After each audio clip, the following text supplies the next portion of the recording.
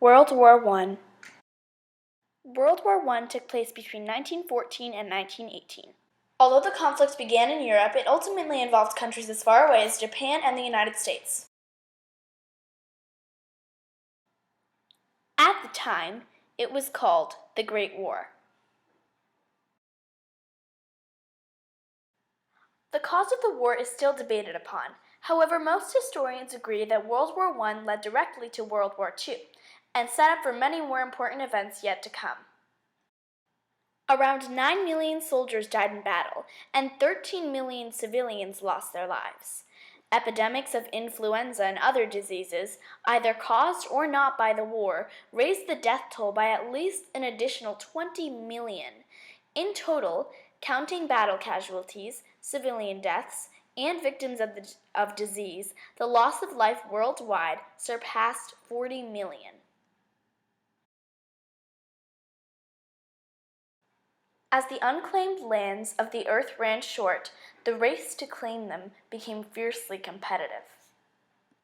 At the same time, the Turkish-ruled Ottoman Empire, which had existed for hundreds of years, was slowly decaying. Greece, Bulgaria, Romania, Serbia, and other southern European nations that had been under Ottoman rule became independent. At the same time, technological and industrial developments in Europe were advancing with very fast speed. Military technology was at the forefront of this trend, and a horrible war using these new weapons was very feared. World War I turned out to be a showcase of new technologies that would change the speed, efficiency of warfare in the century to come. Airplanes, tanks, and submarines changed the way wars were fought. Other types of motorized vehicles, such as trucks, cars, and especially trains, vastly improved the speed with which troops and supplies could be deployed and increased the distance over which they could be transported. Guns in all categories, ranging from pistols to major artillery, greatly improved the accuracy and range of fire, enabling armies to fire upon each other across long distances, and in some cases without even having to see each other. The machine gun made it possible for a single soldier to effectively take out multiple opponents at once. Chemical warfare seen on a large scale for the first time, with results so gruesome that most countries vowed never to use such weapons again. By war's end, the map of Europe began to resemble the one we know today. The German and Austro-Hungarian empires ceased to exist. Much of Eastern Europe in particular was divided along ethno-linguistic lines, and Hungary, Poland, Lithuania, Latvia, Estonia, and Finland all became independent countries. A major reorganization of the Near and Middle East also took place following the war, establishing the forerunners of the countries we know today as Armenia, Turkey, Syria, Lebanon, Saudi Arabia, and Iraq. Most European nations began to rely increasingly upon parliamentary systems of government, and socialism gained increasing popularity after World War I. The brutality and conflict of the enormous loss of human life inspired a renewed determination among nations to rely upon diplomacy to resolve conflicts in the future. The resolve directly inspired the birth of the League of Nations. World War I began on July 28, 1914, when Austria-Hungary declared war on Serbia.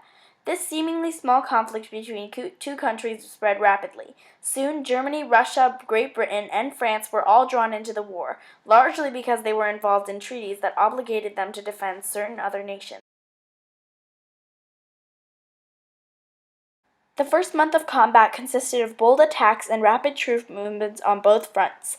In West, Germany attacked first Belgium and then France. In the East, Russia attacked both Germany and Austria-Hungary. In the South, Austria-Hungary attacked Serbia. Following the Battle of Marne, the Western Front became entrenched in central France and remained that way for the rest of the war. The fronts in the East also gradually locked into place. Late in 1914, the Ottoman Empire was brought into the fray as well, after Germany tricked Russia into thinking that Turkey had attacked it. As a result, much of 1915 was dominated by Allied actions against the Ottomans in the Mediterranean.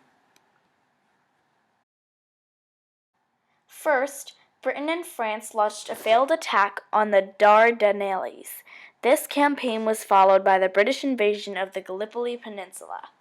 Britain also launched a separate campaign against the Turks in Mesopotamia. The middle part of the war, 1916 and 1917, was dominated by continued trench warfare in both the East and the West. Soldiers fought from dug-in positions, striking each other with machine guns, heavy artillery, and chemical weapons. Though soldiers died by millions of brutal conditions, neither side had any substantive success or gained any advantage. Despite the inability to move on both fronts in Europe, two important developments in the war occurred during 1917. In early April, the United States, angered by the attacks on its ships in the Atlantic, declared war on Germany. Then, in November, the Bolshevik Revolution prompted Russia to pull out of the war. Although both sides launched renewed offensives in 1918 in an all-or-nothing effort to win the war, both efforts failed. The fighting between fatigued troops continued to plod along until Germans lost a number of individual battles and very gradually began to fall back. Meanwhile, a deadly outbreak of influenza greatly affected the soldiers on both sides. Eventually, the governments of both Germany and Austria-Hungary began to lose control. The war ended in autumn of 1918 after the member countries of the Central Powers signed armistice agreement one by one. Germany was the last, signing its armistice on November 11, 1918. As a result of these agreements, Austria-Hungary was broken up into several smaller countries. Germany, under the Treaty of Versailles, was severely punished with hefty economic repayments, territorial losses, and strict limits on its rights to develop militarily. Many historians believe that the Allies were excessive in their punishments of the Germans, that the harsh Treaty of Versailles actually planted the seeds of World War II rather than foster peace.